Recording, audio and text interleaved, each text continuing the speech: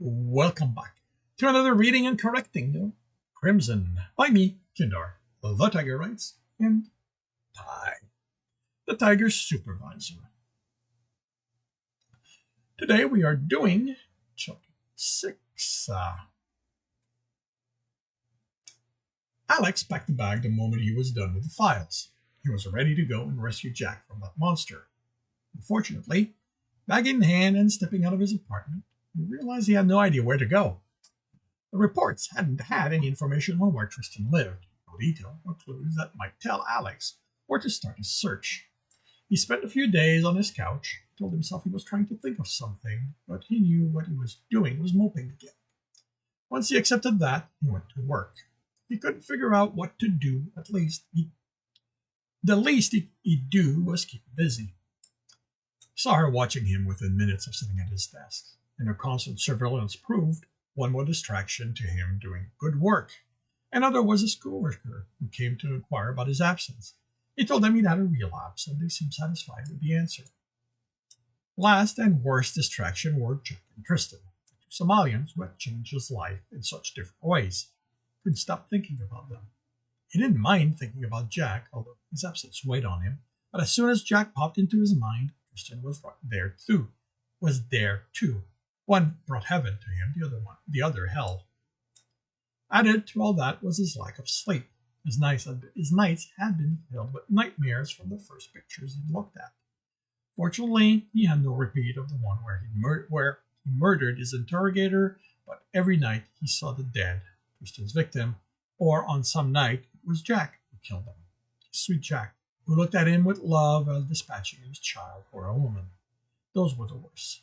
The thought that his Jack might be capable of committing such atrocity made it difficult for him to go to sleep. As a consequence, his performance suffered. But other than being constantly watched by her, no one mentioned anything. Even when his attention drifted to the point he'd let a target system gather its wits and push him out. And because all those weren't enough of a problem for him, every night he sat at his console.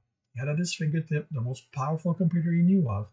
With it and his skill, he could scour through ship's passenger manifests. Tristan had to have left Delaron 4 on one of the passenger ships that came here. He didn't believe the ship's destination would be where he'd find Tristan, but it was a start. At least with that, he'd have a direction. What he'd do once there, he didn't know, but he'd feel like he was moving forward toward Jack without sitting still. All he had to do was break a promise and commit a crime. Coercing any system was a crime, but when he did it for the company, he had its protection. So if any of the targets managed to identify him personally, the lawyers would form an impenetrable wall for him to hide behind. Odds were that it had already happened, and he hadn't been aware of it. But to attack a system without authorization left him vulnerable. Worse, attacking the company's system would make him out as the traitor his interrogator thought him to be, and he'd have to attack it. He couldn't simply make use of its power between assignment. He'd have to take control, convince it not to notice what he was doing, and if it did, not to report it to anyone. So he could find out where Tristan had gone, if he was willing to become a criminal. He wasn't ready to do that. He did his best to put the idea out of his mind, focus on his work, and at the end of the day, go home, cook, and eat. He tried not to overeat. With all the weight he'd lost during his imprisonment, he told himself it would be easy to watch what he ate, follow an exercise regimen. He'd even managed to eat better for a few days, but in the middle of the despair he'd felt, preparing the food and eating it became an island of comfort. He knew it was crazy, but until he began reading the file on Tristan, it had been the only time in his days he'd felt he was accomplishing anything. When he cooked, all the wasted time trying to coerce system nodes into telling him where the information was hidden went away. While he ate, for that short period of time, he felt contentment. As a consequence, he'd regained all the weight he'd lost and then more of it. Enough, he had to buy new pants. For 2 weeks, he felt the temptation to coerce the company's system. He did his best to focus on his work, ignored Jack, Tristan, and his interrogator constantly watching him. He also did his best to ignore the desire to kill her, which was coming back as his annoyance rose. The day he got himself starting to coerce the company system was the day he knew he couldn't stay anymore. He stopped himself before he'd opened a communication port, so no one knew what he'd been about to do. He couldn't lie to himself. Knowing full well the consequences, he'd been willing to break his promise. He still had his bag packed, so he looked for people to take the few possessions he had. Doing that distracted him from Tristan, and maybe that's why it was when he realized that while he didn't know where the Somalian had gone to, he knew where he'd come from. Alex had a destination. He'd go to Somalia. Someone there had to know Tristan and where to find him. Maybe he'd get lucky and find him there along with Jack. He did some research on the open net about the planet. There wasn't much. Somalia was remote, on the edge of what was considered civilized space. It was part of the trading network, which meant ships went there, but it barely did any trading, so few of them had reason to go. They didn't have their own spaceflight capability, but they did have a small space station built by one of the trade corporations to ease the little trade happening there. Came across a treatise on Somalian belief and learned they had multiple deities represented by historical figures, but centered on a golden sphere representing the sun. Found an entry on the defender and was always represented as a male Somalian, holding swords and positioned to demonstrate that he was either putting them down or picking them up. Alec looked at the statue and couldn't determine which position he was in. His crouch seemed to lend itself to either.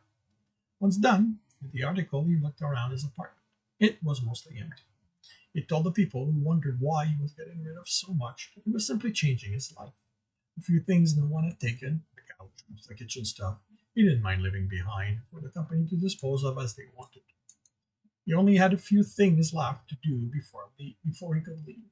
One would be easy, if not simple, the other simple, if not easy. And he had to start with the simple one if he wanted any chance of getting away with this.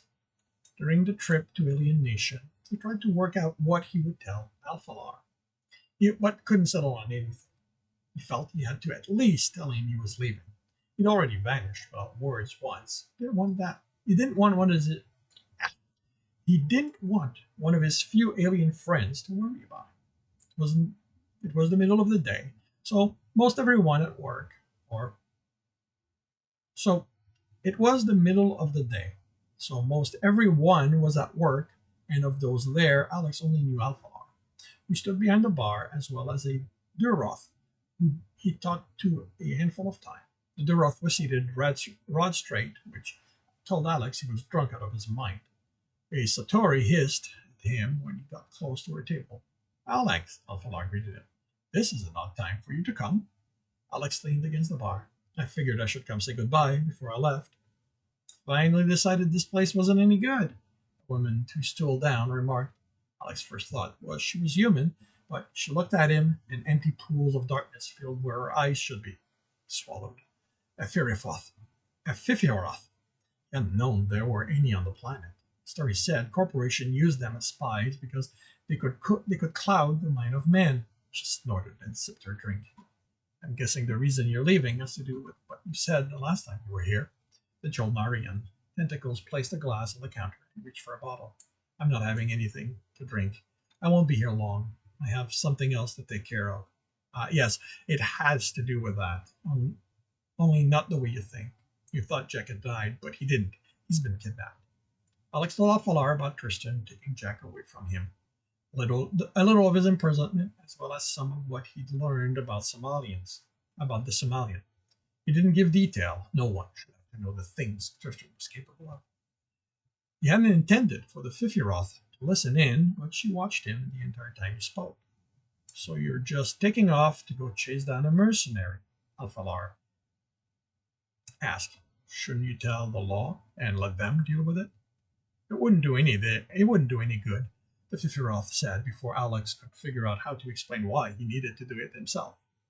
And you know that how? The Jolnarian asked. She smiled at him. Alfie, you are well aware how I know that. I've been employed by them often enough. Alfie? Did they know each other so well they had nicknames for one another? Was Alphalar straight? In all his time fantasizing about the barman, Jack entered his life, he never bothered asking who the Joel Mariana was attracted to. She put her glass down. Anyway, he tells the law, they'll look into it, find out it's corporate business, so they pass it back to them. And you heard how the head of the security thinks he's the mercenary's partner. What do you think she'd do? The same as she's doing now. Look for anything, even hinting he's guilty of something. I don't think she's the head of security anymore. She was punished for what she did to me. Might explain why she's been hanging around here. She's been here? Alex looked around worriedly. Corporate security has been surveying my bar? I guess it's her. About my height, brown hair to her shoulder, mean eyes. Dressed corporate, shoulder holster, knife at the back in her ankle. Alex stared at her. Did you frisk her? Alfredar asked. No, I know what you'll look for. She looked in the glass. Alfie, could you be a dear and get me a refill? The Jolnarian reached for a bottle on the shelf. I'd really prefer a fresh bottle from the darkest corner in your storeroom. You know how light screws up the taste. Alfredar frowned, then understandingly at his eyes, and he looked from her to Alex. How long should I spend looking for that bottle? She shrugged. Let's say 20 minutes. I'll make it worth your while afterward, I promise. The Jolnarian grinned and vanished into the back of the bar. You and him? Alex asked. Not important, she replied, turning her on her stool to face him. Two things. First off, you do know you've got it wrong, right? Well, what do you mean? She studied his face, and enough, Alex started to scream. These pools of darkness seemed to have something moving in them. You know what I mean. You're doing everything you can to deny it, but it will come back. It isn't a truth you can keep buried. Alex opened his mouth to deny he was hiding anything, but she stopped him with a wave of the hand. But never mind about that. You mentioned that your Jack brought you a statue, something from his world, a defender. Right. Do you know anything about them? It's one of the deities Somalians follow, something related to worship of their sun. She shook her head. That isn't what they are.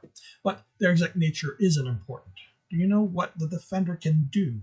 What his role in their pantheon is? You know about Somalians? I spent a couple of years on a job there. Do you know anything about Tristan? I know the name, heard a few stories, but those files you read will have told you more about him than I ever could. She took a sip of her clearly not empty glass, then looked at him again. So, do you know what the defender does? No, but it's a reproduction, so it isn't going to have any power to a Somalian. She snorted again. She grabbed a napkin, pulled a pen out of her pocket. You ever heard about the Great Narnik? She began sketching something. No, what is it? The Devourer, from my people's belief. Now, ignoring the fact that to draw any representation of it is the greatest sin I can commit. Is this him or a reproduction? She turned the napkin and showed him a creature with wings, horn, and smokes coming from his feet. I don't understand what you mean. Look at it. Although you're going to want to be careful to look at Nonik's image is to attract his attention, and he might decide whatever human belief powers their life force in you is ready to be consumed. Alex almost set eyes on the drawing and looked away. Are you trying to hurt me? It's just a drawing I did. Yeah, but of something you said can consume my soul. I didn't think you believe in Nonik. I don't. I mean, gods and beings like that are just constructed to explain the world. I know that, and that's my point. Those figures don't gain their power because they are real. They gain them because people believe in them. Though the statue was made by another artist, it doesn't change the fact that it represents a defender with all the power the defender has. Okay? So what power does it have? The one that matters to you is that the defender has always been the enforcer of promises. How does that help me? She smiled at him. That's going to be for you to work out. But my recommendation is that you bring it with him. I was already going to do that. Jack gave it to me. And it's one of the few things I have left of him. I'm not going to throw it away. Good. Now, I suggest you get going. You don't want to delay the next part of your plan any more than you already have. And I don't think you want to watch what me and Alfie are going to be getting up to. You're going to do that, to do it here? In public? She grinned at him and revealed that her teeth were pointed and that she had a lot of them. Alex hurried out, not interested in knowing whatever it was the two of them, would do anymore. And this concludes chapter 6. If you are enjoying this, please leave a like, subscribe, and hit the bell to know when the next one's going to be. Share with your friends to spread the enjoyment. If you want to read the book or previous one and the rest of the series, they are available on all major e-retail stores. There'll be a link in the notes. If you want to support me, there's also a link to my Patreon where you can get access to way more stories than this, and you can watch me write and read these live every morning or every day, Monday to Friday. On Twitch, I do the reading on Tuesday, 8 a.m. Eastern Time, and the rest of the week I write stories. And with that, I shall wish you a good day.